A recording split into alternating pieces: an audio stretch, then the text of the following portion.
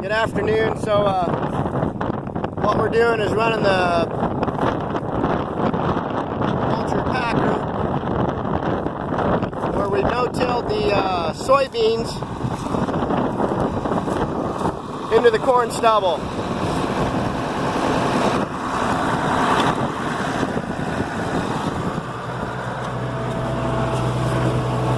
And we'll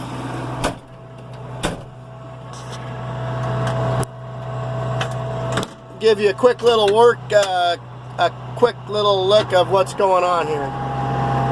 So here we go.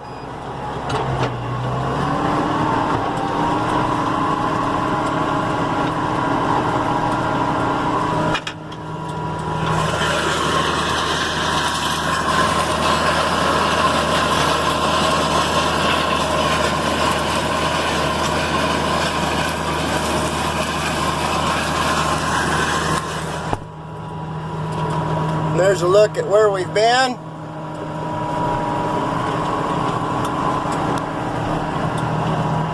And there's where we have it. So you can see the angle of how we planted it. So just trying to smash the stalks down, make a mat, hold a little more water, make it a lot easier to cut these in the fall.